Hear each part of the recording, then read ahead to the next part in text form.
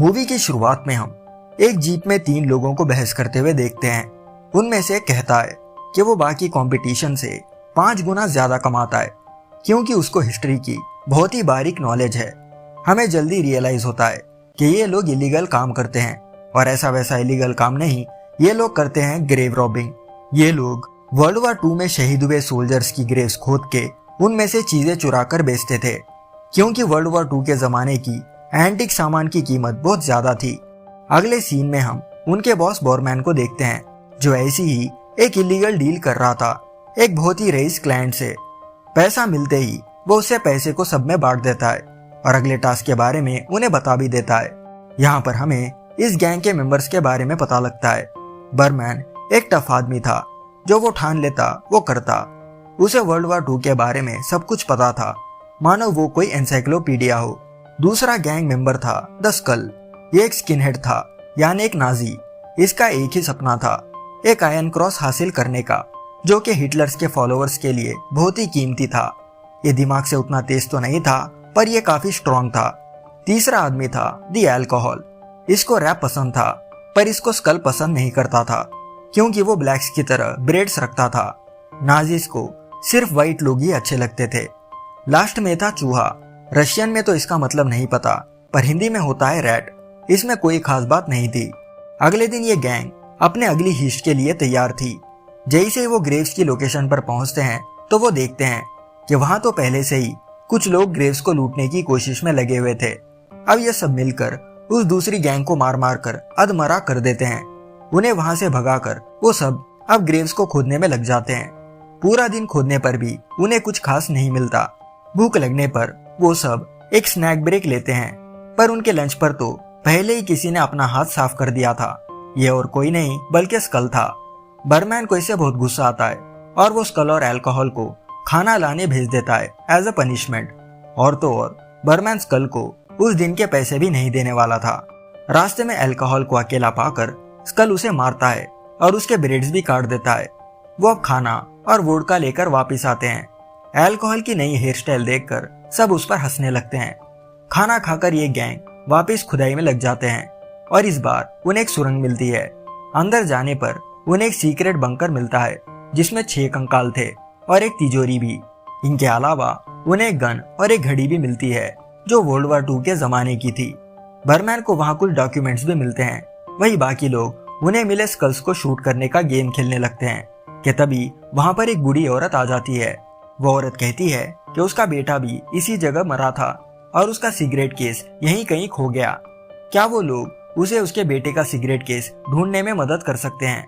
इस पर सब उस औरत का मजाक उड़ाते हैं जिससे दुखी होकर वो औरत वहां से जाने लगती है। पर जाते जाते वो उन्हें पास में मौजूद एक तालाब के बारे में बताती है। यहाँ बर्मैन को बंकर में 4 आईडी कार्ड्स मिलते हैं जो वर्ल्ड वॉर 2 के जमाने के थे पर इन आईडीज पर इनकी फोटोज थी, वो भी 1940s की। सब ये देखकर सोचते हैं कि किसी ने उन्हें जहरीली शराब पकड़ा दी जिससे वो हेलुसिनेट कर रहे हैं। उन्हें तभी उस औरत के बताए तालाब की याद आती है और वो सभी उसमें डुबकी लगाने चले जाते हैं। वो लोग पानी में डुबकी लगाकर जैसे ही बाहर आते हैं तो वो लोग देखते हैं कि वहां पर तो एक जंग चल रही है। हर तरफ गोलियों और बॉम्ब्स की बारिश हो रही थी। किसी तरह इनसे बचते हुए वो किनारे तक आ जाते हैं पर वो पाते हैं कि उनके कपड़े अब गायब है। अब वो नंगे पुंगे ही जंगल में बिना कपड़ों के वहां से भागने लगते हैं। तभी उन्हें रशियन सोल्जर्स पकड़ लेते हैं और उन्हें रियलाइज होता है कि वो लोग 1940s में पहुंच चुके हैं। अब ये रशियंस उन्हें भगोड़े समझ रहे थे। वो अब उन्हें बेस कैंप ले जाने लगते हैं कि तभी बर्मैन स्कल को अपना नाजी टैटू छुपाने को बोलता है क्योंकि अगर रशियंस को पता लगा कि वो एक नाजी है तो उसके साथ साथ बाकी लोग भी वहीं पे ले जाएंगे। बर्मैन की बात मानकर स्कल पास का कीचड़ अपने टैटू पर लगा लेता है। आगे हम इन 4 नंगे पुंगों को एक रशियन कैप्टन के आगे देखते हैं जो इन्हें सजा सुनाने वाला था क्योंकि और कोई चारा ना पाकर बर्मैन उस कैप्टन को बोल देता है कि वो फ्यूचर से आए हैं। ये सुनकर वहां मौजूद सभी लोग हंसने लगते हैं पर उनमें से एक सीनियर सोल्जर था जो कहता है कि लगता है ये सोल्जर्स जंग की वजह से शॉक में हैं, हमें इनकी मदद करनी चाहिए। कैप्टन को भी सीनियर सोल्जर की बात में दम लगा। सदमे की वजह से ये लोग शायद ऐसी बहकी बहकी बातें कर रहे हैं। इन चारों को अब कपड़े देकर बेस हॉस्पिटल भेज दिया जाता है। वहां उनकी मरहम पट्टी करने के बाद उनको नई यूनिफॉर्म्स दी जाती है। अगले दिन ये लोग सोच ही रहे थे कि क्या करना है कि तभी वहां पर उस यूनिट का लेफ्टिनेंट आ जाता है और ये आदमी और कोई नहीं बल्कि इनका पड़ोसी था। ये देख चारों दंग रह जाते हैं, यानी पुनर्जन्म वाला मामला।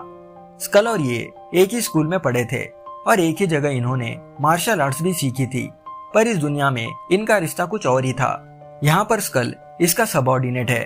बातों बातों में स्कल टीवी का जिक्र कर देता है, जिसे सुनकर सब कंफ्यूज हो जाते हैं कि अब ये टीवी क्या बला है। बारमैन यहाँ बीच में आकर मामले को संभाल लेता है, ये कहकर कि टीवी एक न्यूज़पेपर का नाम है। इनकी बातें चली रही थी कि तभी एयर रेड सायरन्स बजने लगते हैं, यानी कि जर्मन एयर स्ट्राइक्स। सब भागकर छिप जाते हैं। हर जगह लाशें ही लाशें भिज जाती है, यानी कि बिल्कुल दिल दहला देने वाला मंजर। नर्स नीना बड़ी ही बहादुरी से जख्मी लोगों को बचाने में लगी हुई थी। ये सब करते हुए उसे बर्मन देख लेता है और उसका दिल नीना पर आ जाता है। ठरकी बर्मन वही एयर स्ट्राइक्स के बीच नीना को प्रपोज कर देता है और अपना कार्यक्रम भी वहां पर चालू कर देता है, जिस पर नीना उसे एक थप्पड़ मारती है। बाद में उसी दिन बर्मन हॉस्पिटल पहुंच जाता है नीना के लिए फूल लेकर, पर वहां चूहा भी आया हुआ था और वो भी नीना के लिए फूल लाया था। बारमैन चूहा को डराकर भगा देता है और फिर नीना के पास जाकर उस पर लाइन मारने लगता है। इस बार भी बर्मैन की बात नहीं बनती, तो नीना को इम्प्रेस करने के चक्कर में वो उसे बता देता है कि वो फ्यूचर से आया है। इसके बाद भी नीना उसे घास नहीं डालती, पर बर्मैन की ये कहानियां उसे दिलचस्प लगती है। यहाँ दूसरी तरफ बाकी गैंग बॉडीज दफनाने में लगी हुई थी। अल्कोहल कहता है कि कल ही ये लोग वहां पर उन्हीं द्वारा गाड़ी हुई बॉडीज निकाल रहे थे। टाइम ट्रैवल के नतीजे कुछ ऐसे ही होते हैं। इतना सुनकर स्कल अल्कोहल को शटअप बोलता है, जिस पर अल्कोहल को बहुत गुस्सा आता है और वो स्कल को टकला बोल देता है, जिस पर स्कल अल्कोहल को वहां पर ही पेल देता है। इनको लड़ता हुआ देख सर्जेंट वहां पर आकर दोनों को अलग कर देता है। अगले सीन में हम नीना को देखते हैं जो गाना गा रही थी। अल्कोहल अपना गिटार लेकर बीच में घुस जाता है और कुछ रॉक गाने प्ले करता है, जिसे सुनकर वहां मौजूद सभी लोग इम्प्रेस हो जाते हैं, सिर्फ एक ऑफिसर को छोड़कर। इस परफॉर्मेंस के बाद बर्मन देखता है कि लेफ्टिनेंट भी नीना में इंटरेस्टेड है। ये देखकर बर्मन काफी जेलस फील करता है। उस रात वो नीना पर फिर से ट्राई मारता है, पर इस बार भी वो फेल हो जाता है। अगले सीन में हम देखते हैं कि चोर गैंग अब वहां से भागकर वापस अपनी टाइमलाइन में आने की कोशिश करते हैं। वो लोग वापस उसी तालाब में डुबकी लगाते हैं, पर इससे कुछ नहीं होता। पर वो अब एक ऑफिसर की नजर में आ जाते हैं। वो अब इनसे पूछता है कि इन्होंने आधी रात को पानी में डुबकी क्यों लगाई। इस पर वो एक बहाना बना देते हैं कि बॉडी पेन्स दूर करने के लिए। अगले दिन ये चारों आलू छिलते छिलते अपने अगले प्लान की तैयारी में लग जाते हैं कि तभी इनको वही बूढ़ी औरत दिखती है जिसने इनको तालाब के बारे में बताया था। वो चारों उससे उन्हें वापस उनकी टाइमलाइन में भेजने की रिक्वेस्ट करते हैं, पर उस औरत को कुछ समझ नहीं आता। उन्हें अब समझ आता है कि उनके साथ ये सब क्यों हो रहा है। उन्होंने उस बूढ़ी औरत का मजाक उड़ाया था जो उसके बेटे के सिगरेट केस को वहां पर खोज रही थी। उन्हें लगा कि अगर वो उसके बेटे को खोज निकाले तो शायद वो वापस जा सकते हैं। उन्हें उस औरत के बेटे का सिर्फ नाम पता था, जो था डिमिट्री सोकोलोव। सर्जेंट से पूछताछ करने पर उन्हें पता चलता है कि डिमिट्री एक हफ्ते से लापता है। इतने में उन्हें वो ऑफिसर बुला लेता है जिसने उन्हें तालाब में डुबकी लगाते हुए देखा था। वो कहता है कि वो तालाब जर्मनी के कब्जे में है और वो लोग उस तालाब के आसपास के इलाके से काफी वाकिफ लग रहे थे, इसलिए वो चाह रहा था कि ये चारों एक मिशन पर जाए जहां उन्हें एक जर्मन सोल्जर को किडनैप करके यहाँ तक वापस लाना था। वहां पर ऑफिसर्स उनके आईडीज लेकर एक तिजोरी में डाल देते हैं। ये वही तिजोरी थी जो उन्हें कुछ दिन पहले वहां पर खोदने पर मिली थी। यहाँ अल्कोहलिक पागल हो जाता है और कहने लगता है कि उन्हें उस बंकर में जो 6 लाशें मिली थी उनमें से 4 उनकी ही है। यह सब सुनकर बर्मन को भी यही लगने लगता है। उन्हें मिली घड़ी चेक करने पर बर्मन को एहसास होता है कि उनके पास अब सिर्फ 62 आवर्स है कुछ करने के लिए। बर्मन 62 आवर्स का टाइमर लगा लेता है और उस रात ये चारों, जिनको सर्जेंट लीड कर रहा था, अपने मिशन पर निकल पड़ते हैं। रात के अंधेरे में वो सही सलामत दुश्मन की टेरिटरी में पहुंच जाते हैं और एक जर्मन सोल्जर को किडनैप करने में कामयाब भी हो जाते हैं। उसको उठाकर भागने के चक्कर में वो उसको गिरा देते हैं। मुंह खुला ही रहने से वो चिल्ला चिल्लाकर सबको बता देता है और इनका भांडा फूट जाता है। इन चारों पर अब गोलियों की बारिश होने लगती है। वो सब चारों तरफ से घिर चुके थे। बूढ़ा सर्जेंट उन्हें वहां से भगाकर खुद को कुर्बान करने की ठान लेता है, पर जाते जाते वो बर्मन से पूछता है कि क्या वो सच में वर्ल्ड वॉर 2 जीत गए, जिस पर बर्मन कहता है हाँ, और ये सुनकर सर्जेंट हंसते हंसते गोलियों का सामना करता है और शहीद हो जाता है। यहाँ ये चारों भागते भागते थक जाते हैं और आखिर जर्मन्स के हाथ लगी जाते हैं। जर्मन कमांडर्स उनसे उनके बारे में पूछता है, जिस पर बर्मन अब बिना डरे कह देता है कि वो फ्यूचर से आया है, जहाँ जर्मन्स रशियंस के हाथों वर्ल्ड वॉर 2 में हार गए। उसे यकीन दिलाने के लिए वो उस कमांडर की पूरी कुंडली खोल के उसके सामने रख देता है, क्योंकि उसने इस कमांडर के बारे में पढ़ रखा था। इससे उस कमांडर को बर्मन का यकीन हो जाता है। जर्मनी के हार के बारे में सुन जर्मन कमांडर निराश हो जाता है और बर्मन को एक ड्रिंक और कुछ ब्रेड देकर अपने सेल में भेज देता है, जहां उसके साथी उसका वेट कर रहे थे। यहाँ सेल के अंदर इन चारों के अलावा एक और प्रिजनर भी था, जिसका नाम था डिमिट्री सोकोलोव, यानी कि उस बूढ़ी औरत का बेटा। अब अल्कोहल उसे बिना पहचाने सोकोलोव का मजाक उड़ा देता है, ये कहकर कि इतना सैक्रिफाइस किस लिए, 2010 में नाजीज मॉस्को में खुले में घूमेंगे। ये सुन सोकोलोव गुस्सा होकर अल्कोहल को पेल देता है। अल्कोहल तो इस मूवी मंदिर का घंटा है, हर कोई बजाए जा रहा है। पर बर्मन डिमिट्री सोकोलोव को पहचान लेता है। सोकोलोव की हालत काफी खराब थी और उसके टांगे भी कट चुकी थी। वो अब अपना सिगरेट केस बर्मन को दे देता है, ये कहकर कि ये केस वो उसकी माँ को दे दे, जिस पर वो सारे हाँ कह देते हैं। अब सारे मिलकर वहां से भागने की कोशिश करते हैं।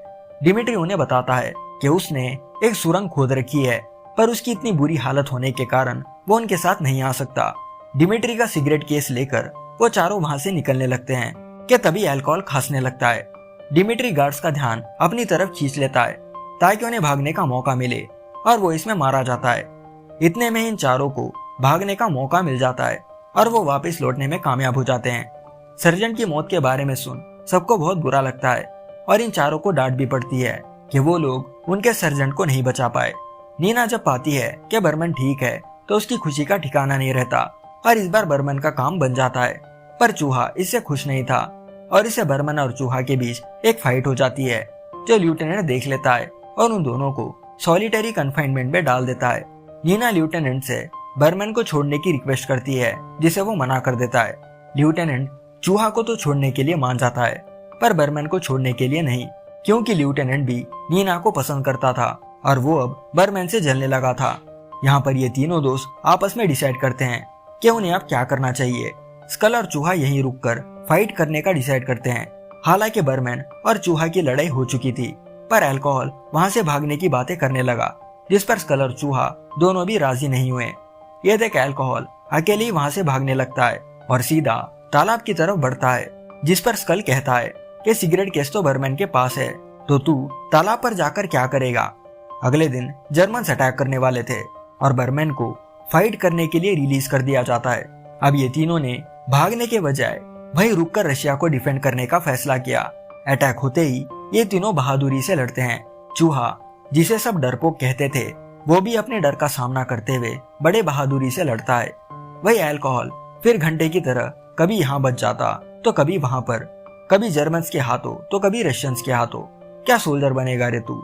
यहाँ पर दूसरी तरफ बर्मन के पास एक मिसाइल गिरती है, जिससे उसके पैर जख्मी हो जाते हैं और वो रेंगता हुआ एक ट्रेंच में गिर जाता है। स्कल और लेफ्टिनेंट को रियलाइज होता है कि अगर उन्हें ये जीतना है तो उन्हें पहले मशीन गन फायर को रोकना होगा।